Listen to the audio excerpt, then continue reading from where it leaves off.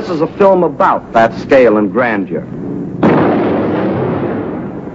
This is a film about that military achievement. This is a film about a people who for all time shattered the legend of Nazi invincibility. This is a film about victory and defeat. German victory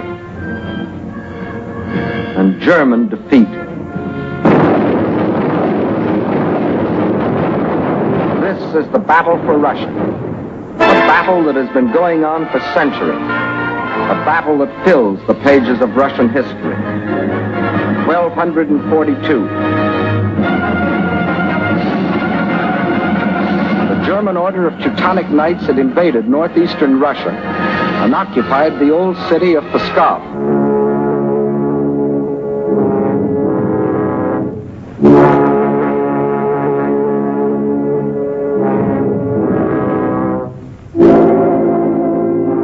Under the leadership of their Grand Master, von Bock, they threatened to enslave the whole population of that area, including the capital, Novgorod.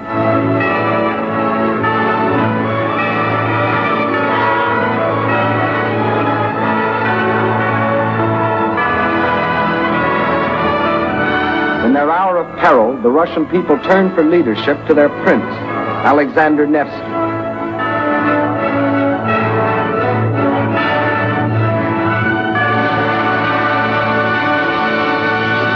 And on April the 5th, 1242, on Lake Peipus, the Russians met the might of the German forces.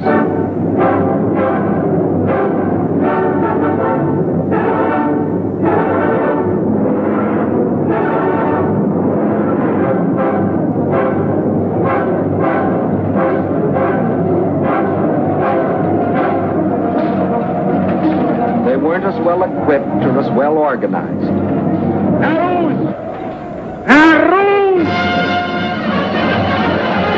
But in their hearts was a flaming courage, a flame so fierce that it pierced the German army.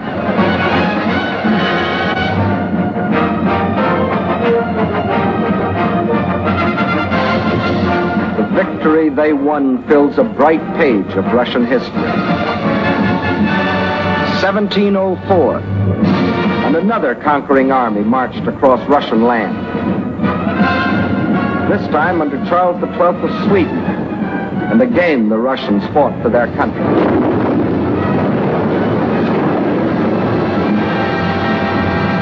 Led by their emperor, Peter the Great, after 5 long years of war, they defeated the Swedes in the historic Battle of Poltava.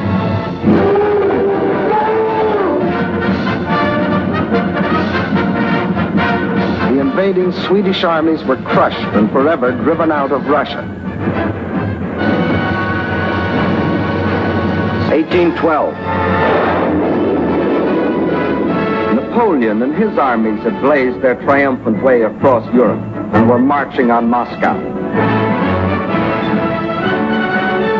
The conquering armies entered the city, but they entered a city in flames.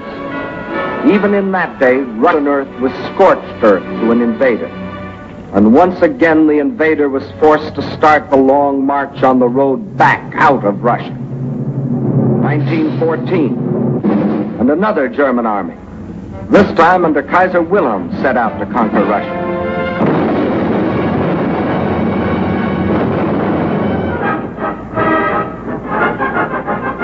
This time, the Russian people, under the regime of the Tsar, were not only fighting German guns,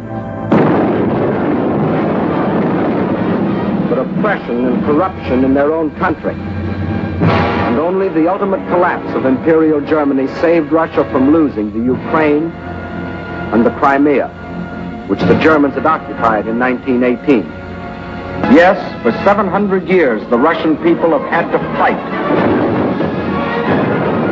to defend their land against would-be conquerors. Why? Why have all these attempts been made to conquer Russia? Perhaps Russia itself can provide the answer. Here it is, 1/6 of the Earth's surface, reaching from east to west nearly halfway around the world. and southward from the North Pole to the borders of India.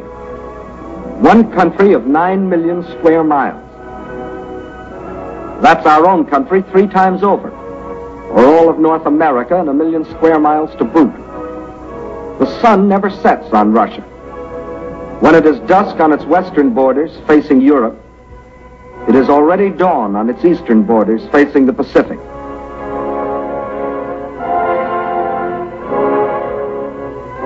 That's Russia, or to be correct, the Union of Soviet Socialist Republics.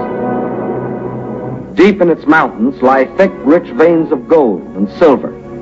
Below ground lie enormous deposits of copper, tin, manganese and nickel, chromium and radium, sulfur and magnesium. Russia is rich in raw materials. Her forests cover millions upon millions of acres. 1/4 of all the lumber reserve in the world belongs to Russia. And as for fuel, there's coal, ton upon ton. And more important, there's also oil.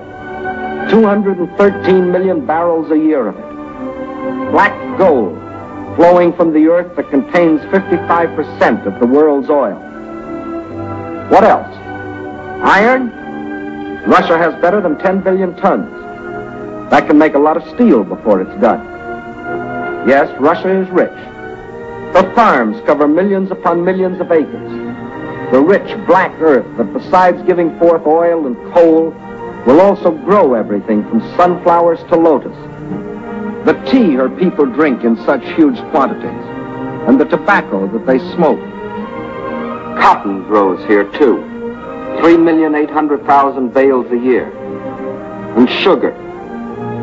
And on the pasture land, the animals grow fat for food and wool for clothing.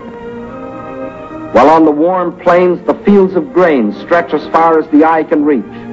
Corn, oats, hops, rye, and don't forget wheat, 1/3 of the world's best. Yes, Russia is very rich, for it has not only raw materials and the products of its soil. Russia is also people.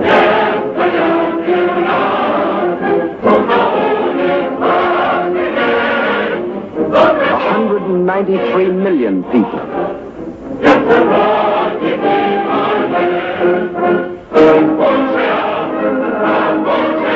People of every race, color, and creed. People coming from the many different republics that comprised the Soviet Union. People speaking more than 100 different languages, but all citizens of one country.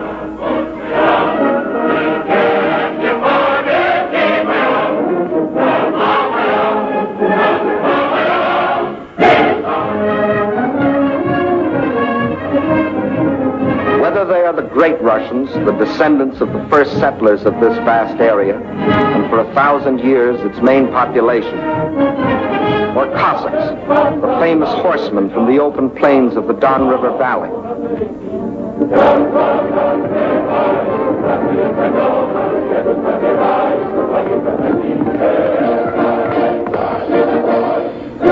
Whether they come from the Southwest, the Ukraine,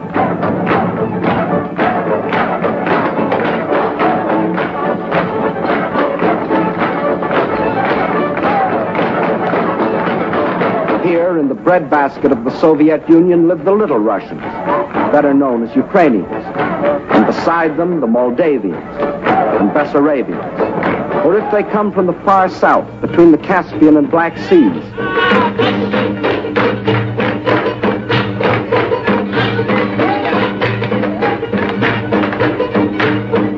where we find the Armenians and the Georgians, the Ingush, the Cherkess, rugged as the high peaks of their native Caucasian mountains.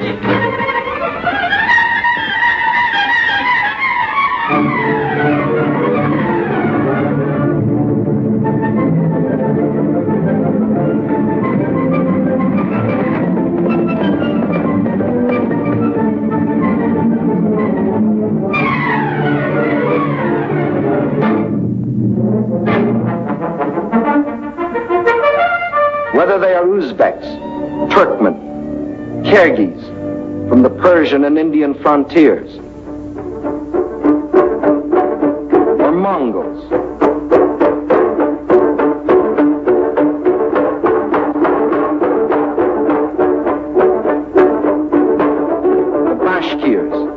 Turco-Tartars, the Buryats, the Yakuts from far beyond the Ural Mountains, or the people of the ice country, hunters like the Zounds, or settlers like the Laplanders. Whether they come from the pioneering wilderness of the far north, or from a great city like their capital, Moscow, where the ancient buildings of an ancient civilization stand beside the modern structures of a modern civilization, where the old Russian droshka still competes with the modern limousine.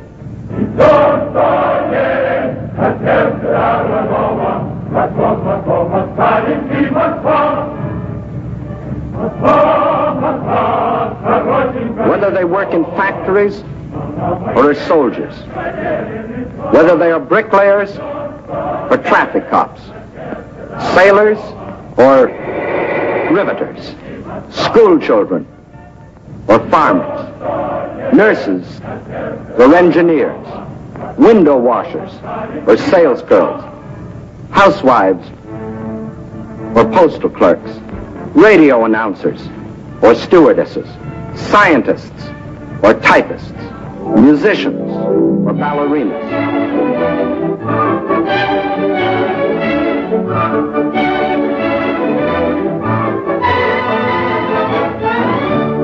Regardless of what they do or where they live, they all have one thing in common: love of their soil.